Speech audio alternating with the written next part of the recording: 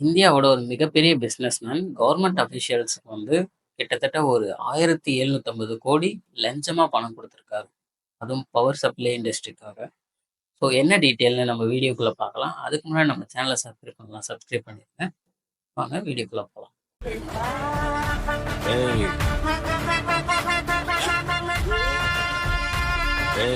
அச்சுச்சோ அவரா பயங்கரமானவராச்சே.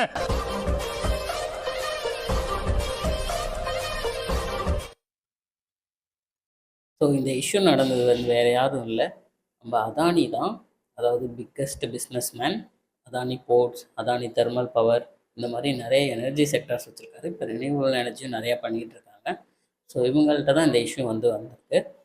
என்ன ப்ராப்ளம் அப்படின்னா, இவங்க வந்து இன்னொரு கம்பெனி கூட மெர்ஜ் பண்ணியிருக்காங்க. அஷ்யூர் பவர்ஸ்ன்ற ஒரு கம்பெனி, அமெரிக்கன் கம்பெனி. அவங்க கூட வந்து மெர்ஜ் பண்ணி சுமார் இந்த மாதிரி பாண்ட் கிரியேட் பண்ணியிருக்காங்க அமெரிக்கன் பீப்புள்கிட்ட.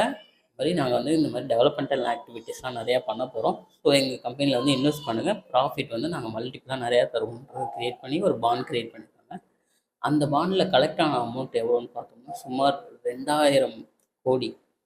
இந்த 2000 கோடியை இவங்க வந்து இங்கே இப்படி லஞ்சமாக கொடுத்து இன்வெஸ்ட் பண்ணியிருக்கனால அமெரிக்கன் கவர்மெண்ட் வந்து சும்மா இருக்க மாட்டாங்க. ஏன்னா அவங்களோட டேக்ஸ் பேயர்ஸ் வந்து பே பண்ணியிருக்க அமௌண்ட்டு. ஸோ அவங்க வந்து விட்டு கொடுக்க மாட்டாங்க.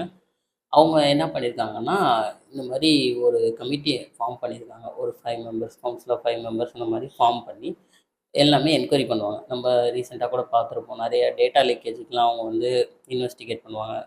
கூகுளோட சிஇஓ சுந்தர் பிச்சையோட அவங்க ஃப்ரண்ட்டில் வந்து உட்காந்து அவங்களுக்கு வந்து ஆன்சர் பண்ணியே ஆகணும், என்னென்ன கொஷின் கேட்குறாங்க. இப்போ அதே மாதிரி தான் அதானிக்கும் சுச்சுவேஷன் வந்திருக்கு. அவங்க அதனால் இந்தியாவுக்கு வந்து அதானி சரண்டர் பண்ண சொல்லி அரெஸ்ட் வாரண்ட் வந்து கொடுத்துருக்காங்க. ஸோ இது ஆக்சுவலாக எப்படின்னா, அஷ்யூர் பவர் வந்து ஒரு 4 ஜிகாவாட்டும், அதானி பவர் இண்டஸ்ட்ரீஸ் வந்து ஒரு 8 ஜிகாவாட்டும் வந்து ப்ரொடியூஸ் பண்ணி தரணும் டோட்டலாக. அது எங்கன்னா இங்கே இந்தியாவில் உள்ள ஒவ்வொரு ஸ்டேட்டுக்கும் அவங்க வந்து பிரித்து தரணும். ஸோ அந்த ஸ்டேட்ஸ் வந்து என்ன சொல்லிட்டாங்கன்னா, இந்த மாதிரி ரினியூவபிள் எனர்ஜி வந்து வாங்குறது எங்களுக்கு வந்து ரொம்ப காஸ்ட்லியாக இருக்குது, ஸோ அதனால் எங்களுக்கு வேணாம் அப்படின்னு சொல்லிட்டாங்க.